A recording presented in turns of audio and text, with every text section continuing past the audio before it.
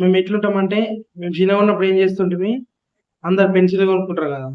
మేము కూడా పెన్సిల్ కొనుక్కొని పెన్సిల్ ఇంత చిన్నగా అయినాక వాడేది ఇంత.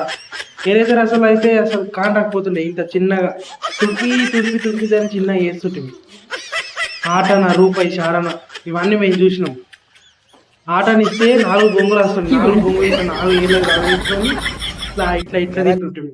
4 బొంగులు ఇట్లా 4 ఏళ్ళకి తగిలించుకొని ఇట్లా తింటుంటిమి. రూపాయి ఇస్తే మా నానమ్మ, తాత, అమ్మ రూపాయి ఇస్తే ఎంత ఎక్కువే.